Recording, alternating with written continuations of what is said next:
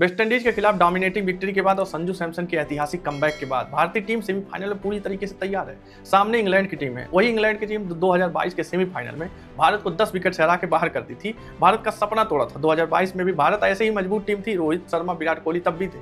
भारत मजबूत टीम थी, उस समय प्रबल दावेदार थी। इंग्लैंड ने सपना तोड़ा था। अब भारत को बदला भी लेना है, सेमीफाइनल से फाइनल का सफर भी पूरा करना है। जो भारत कंसेक्यूटिव 2024 और 2026 का सपना देखिए विश्व विजेता बनने का, उसके बीच में इंग्लैंड खड़ा है। इंग्लैंड की टीम लेकिन वानखेड़े का स्टेडियम भारत के लिए सबसे मुफीद इस समय स्थिति बन रही है। देखिए वही वानखेड़े का स्टेडियम है जहां महेंद्र सिंह धोनी ने छक्के मारकर भारत को विश्व विजेता बनाया था, विश्व चैंपियन बनाया था ओडीआई का। 1983 के बाद 2011 में भारत फिर से विश्व विजेता बना था। तो वानखेड़े का मैदान भारत के लिए रास आता है।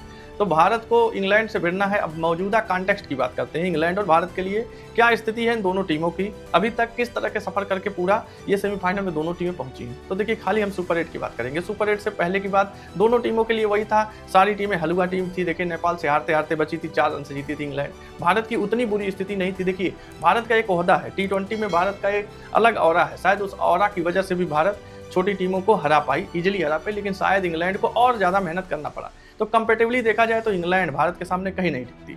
सुपर 8 के मुकाबले देख लीजिए आप, पाकिस्तान, श्रीलंका और न्यूजीलैंड के खिलाफ भले इंग्लैंड अनबीटन रही है अपने ग्रुप में, भले भारत साउथ अफ्रीका से हार गया, लेकिन इंग्लैंड किसी से नहीं हारा। सुपर 8 के तीनों मैच जीत के सेमीफाइनल पहुंचा है, लेकिन इंग्लैंड की बहुत प्रॉमिसिंग विक्ट्री नहीं रही है। इंग्लैंड कभी बहुत ज़्यादा, अगर हैरी ब्रूक की पारी को छोड़ दिया जाए तो इंग्लैंड बहुत ज़्यादा डोमिनेट करता दिखाई नहीं दिया है। इंग्लैंड हमेशा फंसता नजर आया, चाहे लीग मैच की बात कर लें, चाहे सुपर 8 की बात कर लें।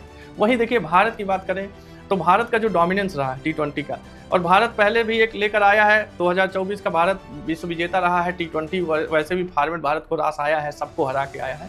उस तरह छोटी टीमें दब गई, भारत ने छोटी टीमों को कुचल दिया। एक प्लेयर चला, भारत ने वो मैच को जीत लिया। तो उस तरह से भारत का अभी तक रहा है, पूरा लड़ाई रहा है, पूरा ये भारत की जो हिस्ट्री रही है 2026 की इस वर्ल्ड कप की, उस तरह से रही है। कभी संजू सैमसन आगे आए, कभी अभिषेक शर्मा, कभी ईशान किशन आगे आए, सूर्य कुमार यादव, हार्दिक पांड्या, शिवम दुबे, अलग अलग प्लेयर ने अलग अलग मैच में बीड़ा उठाया और भारत को जीत का रास्ता दिखाया। बस एक मैच साउथ अफ्रीका के खिलाफ सारे फेल रहे, लेकिन वही होता है कि प्रोबेबिलिटी 1:100 होती है। ये 100 बार आप जीतोगे तो एक बार जरूर हारने का चांस रहता है। शायद साउथ अफ्रीका वो टीम थी जहाँ पे भारत के साथ ऐसा हुआ, लेकिन भारत अपनी गलतियों से सबक लेती है और भारत अपने हार से बहुत जल्दी सबक लेती है। हार के बाद जिस तरह से क्रिटिसिज्म मिलता है, भारत एक अगर ऐसी तगड़ी टीम है जो जीतती इतनी तगड़े तरीके से है, ये सारे जो क्रिटिक्स हैं वही सारे उसमें फैन हो जाते हैं।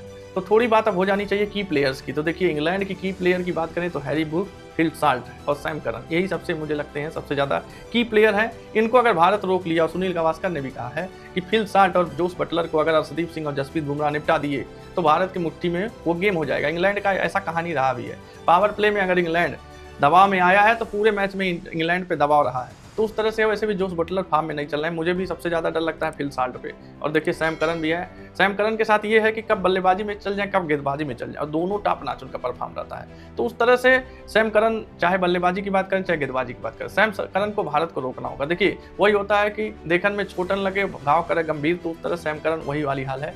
सैम करन जब बल्लेबाजी करने आते हैं बहुत ज़्यादा कोई सीरियस नहीं लेता है, लेकिन सैम करन ऐसा कैमियो खेल देंगे, 15 बार में हो सकता है 50 रन मार दे।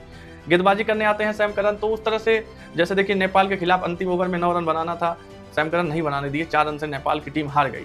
तो उस तरह से उन्होंने अभी काम किया है। भारत के खिलाफ भी सैम करन हमेशा, जैसे आप मार्को जॉनसन देख लीजिए साउथ अफ्रीका के, उसी तरह सैम करन है मेरे हिसाब से। तो भारत को सैम करन पे ज़्यादा लगाम लगाना है। जॉस बटलर अभी भी जैसे टच में नहीं है, फॉर्म में नहीं है, लेकिन एक भी बात है कि भारत के खिलाफ जो भी आउट ऑफ फॉर्म होता है फॉर्म में आ जाता है। तो जॉस बटलर हो सकता है भारत के खिलाफ फॉर्म में आने की कोशिश करे, तो भारत को जॉस बटलर को भी समेटना पड़ेगा। वैसे भी शुरू में जो स्विंग लेती गेंद अर्शदीप सिंह की होती है, जॉस बटलर उस पर हमेशा फंसते हैं भारत में। वैसे भी राजस्थान रॉयल्स में जब जॉस बटलर खेलते थे, राजस्थान रॉयल्स ने उनको इसलिए बाहर भी किया था क्योंकि बटलर शुरू में स्विंग वाली गेंदों में फंसते थे। तो भारत के पास देखिए अर्शदीप सिंह है, तो जॉस बटलर को कंट्रोल कर लेंगे। अब बात करते हैं कि भारत के जो की प्लेयर की बात करें तो देखिए भारत में मुझे लगता है 11 प्लेयर की प्लेयर हैं। कोई चल जाएगा रोकना, अगर इंग्लैंड को जीतना है तो भारत के उन 11 को रोकना पड़ेगा, चाहे बैटिंग की बात करो चाहे बॉलिंग की, क्योंकि कोई एक चल जाएगा इसमें से तो मैच अपने नाम कर देगा। संजू सैमसन बहुत बड़े जीते जागते एग्जाम्पल थे। वो संजू सैमसन जो टीम में कहीं फिट नहीं बैठते थे, वो संजू सैमसन जिन सूर्य कुमार यादव जिनके लिए हंस के टाल गए थे कि भाई साहब आप अभिषेक शर्मा, ईशान किशन को निकालने की बात कर रहे हो, संजू सैमसन को कैसे ले आए हम, वही संजू सैमसन पूरे मैच पलट के रख दिए। भारत के लिए जीतना बहुत जरूरी था और कोई आगे नहीं आ रहा था। संजू सैमसन ने एक तरफा अपने हाथ से 100 उन्होंने ड्राइव किया और मैच को भारत के झोली में डाल दिया। तो देखिए भारत की यही स्थिति रही है। तो उस हिसाब से इंग्लैंड वैसे भी सच में कहीं नहीं टिकता है भारत के करंट मौजूदा फॉर्म के हिसाब से। अब थोड़ी सी बात करते हैं हम पिच की बात करते हैं। वानखेड़े की पिच हमेशा से बल्लेबाजों के लिए जन्नत होती है, लेकिन शुरू में गेंदबाजों को मदद मिलती है। तो अगर भारत टॉस जीता या इंग्लैंड टॉस जीता तो पहले गेंदबाजी करने का वो फैसला ले सकते हैं, क्योंकि चेज करना कंपेरेटिवली पहले बैटिंग से ज़्यादा आसान होता है। इसलिए यहाँ पे 2011 के फाइनल में आप देख लीजिए 275 रन भारत बहुत इजीली चेज कर लिया था। उस हिसाब से वानखेड़े में चेज हो सकता है। भारत को चेज के लिए तैयार रहना है। भारत चेज में भी दिखा दिया वेस्ट इंडीज के खिलाफ, और भारत पहले बल्लेबाजी करते हुए बाकी मैच सबको हराया ही है।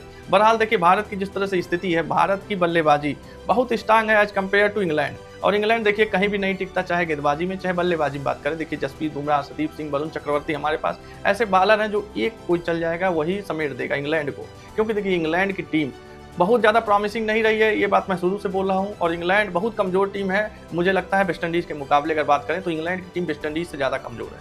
आपके हिसाब से सेमीफाइनल में क्या उतनी टक्कर इंग्लैंड दे पाएगी जितनी टक्कर वेस्ट इंडीज और साउथ अफ्रीका ने भारत को दिया है? कमेंट में आप बताइएगा, और आपको वीडियो पसंद आए तो चैनल को सब्सक्राइब जरूर करिएगा। जय हिंद।